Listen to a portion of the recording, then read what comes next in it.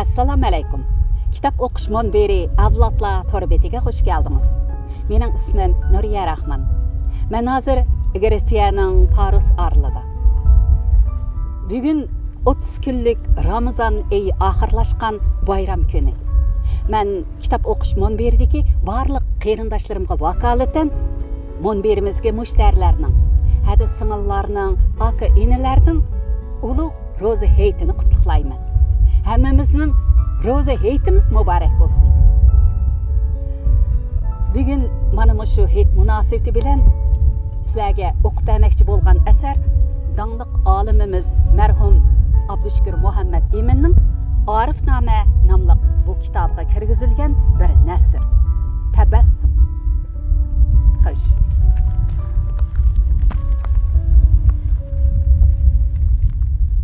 Tabassum u tovar emas. Oldi sotdi qiladigan yoki pul o'rnida bankaga qo'yib saqlaydigan. Tabassum u mug'ambar kulka yoki xushomat hijishi emas.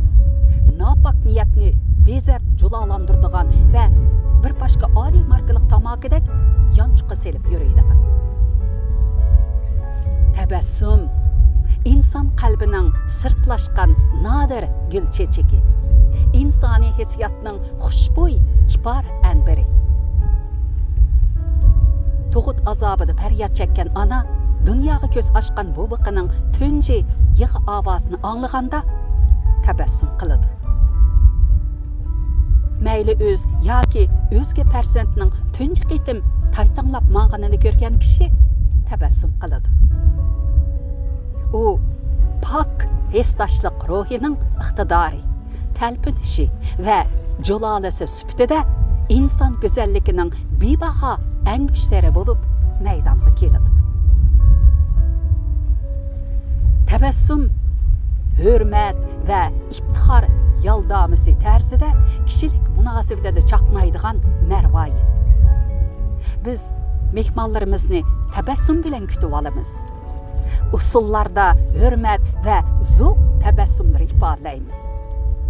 Tabassum o'zining pokligini faqat o'z hissiyotining chinligi bilanla gavdlantira olishi mumkin. İki ish esimda. 1950-yil yozda men Janubiy Shinjongdagi bir qancha viloyat o'quvchilariga vakil bo'lib, Urumchiga kelganimda, Shimoliy Shinjongdagi 3 viloyatdan Tayyibjon Eliyov qatorliq bir qism yoshlar va o'quvchilar vakillari bizni qizg'in kutib oldi. Urumchi va Shianda shoir Tayyibjon Eliyov men bilan bir qancha qitim qizg'in tabassum qo'shgan illiq chiroy va mehribon so'zlar bilan paranglashdi. Bu uning 3 viloyat milliy inqilobiy davrida yo'li etilgan va azob ichida ingirgan Janubiy Shinjong xalqiga bo'lgan cho'nqur hesdoshligi va umlik orzusining bahramanlik ushqunlaridan biri edi. 1988-yil kuzda oxirgi tiniqlarini tinavatgan shoir Abdukerim Xo'jani yo'qlab kasalxonaga chiqdim.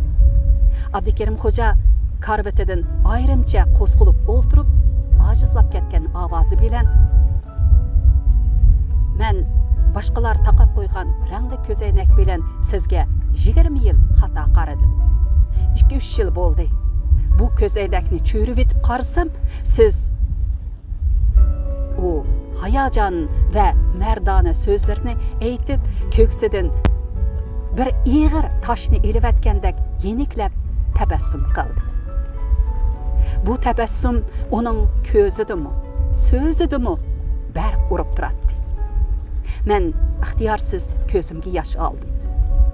O'lim bu ikki azimat shoirning tabassumini oxirlashtirgan bo'lsa-mu, ularni aslaganda, yozganda, asarlarini o'qiganda qayt paydo bo'ladigan halol tabassum to'lqinlarini oxirlashtira olgani yo'q.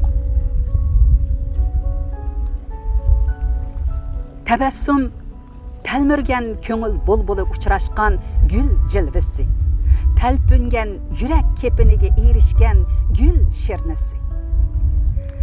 O insanның yo'qotgan va izlab yurgan o'z qalbi, o'z mahbubi, o'z ma'budi. Men 22 yılga so'zilgan tabassumsiz dunyo azoblari bilan oningdan ilgariki va keyingi tabassum chimanzorligini selishtirganimda tabassum insonning tashqi hissiyoti, ijtimoiy hayotidagi baxti ekanligini sezaman.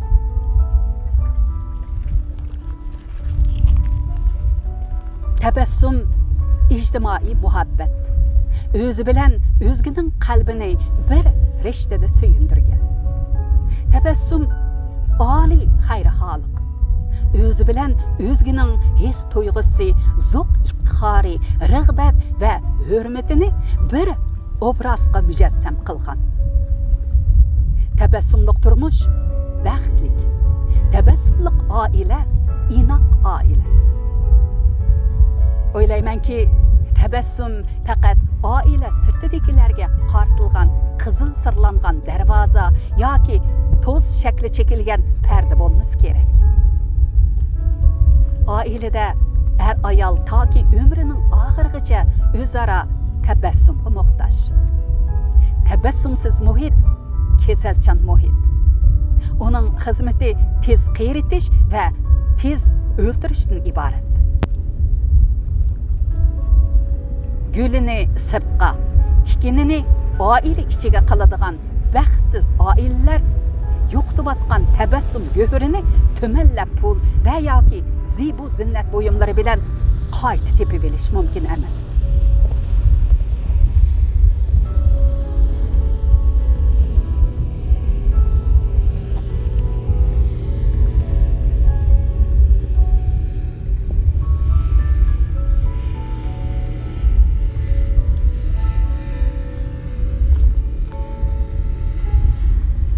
Bundaq tabassum muhiti bo'lmagan oilada atalmış taqvoilik, adabini berish, voysash va oqibatda farzandlarining to'ng qo'pol, ko'kama, hatto ota-onani silkishlashi hukmron muhit bo'lib qoladi.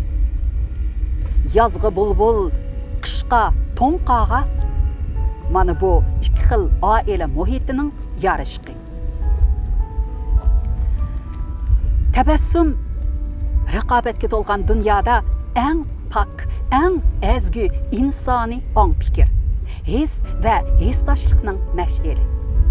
U okeandagi mayak, donko qo'lidagi yolqinliq yurakdek inson avlodini umidlantirib, ogohlantirib turadi. Uning lavhasi sen hamon inson degandan iborat. Dar haqiqat inson hamon inson. U uncha javohirlar g'origa ega bo'lganidimi? Duldulga mingandimi? Yaproqsiz yolg'iz daraxt tubida hasratlanib botgandimi? O'zining insonligini unutmasligi kerak. Ümidsizlikning muz daryosiga tavakkul qilgan odam inson iborasini yoki hayajonlang'icha takrorlasa umid va jasorat sohiliga qaytishi mumkin. Uni kutib oladigan tunji malika boshqa narsa emas, yanada heliqi oltin chiroq tabassumdan iborat. Fitna ig'vo kulkilari, qasdu ko'namlik hejiyishlari, mug'ambarlik nezih qoshlarga kelganda shuni aytish kerakki, haqiqiy insoniy qadr qimmatni xorliquvchilarning eng oxirgi tafoviti tarixning ochiq masxarasidan boshqa narsa emas. Tarix insoniyatni yaratib, uni takomillashtirib kelmoqda. Bu ulug'vor ona burkut cho'ja o'g'irlug'uchilarni kechirmaydi. İnsaniyat baxt saodatini hudda olgan tarix to'lqinlari yerib ilgirlaydi. Tabassum dal uning melodiyasi. 1990-yil 12 dekabr Urumchi. Xo'sh, men har biringlarning chehriga tabassumlar tilayman. Chehrimizdan tabassumlar aksimizsin. boshqalardan tabassum alayli yoki olmayli, biz tabassum qilaylik, tabassum beraylik. Qahramonlarcha, sehriylik bilan. Ma'qul amsa, bugungi kitob o'qishimiz mushunchalik bo'lsin. Kelar qitimliq kitob o'qish programmamizda ko'rishaylik. Xayr, xush. Atrofdagi manzarlarni biroz ko'rsatib qo'yaylik, ha?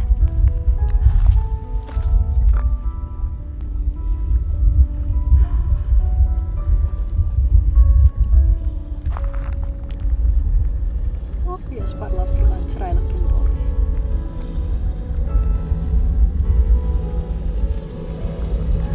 To'limi o'tdi, bu u yoqdan bu yoqqa.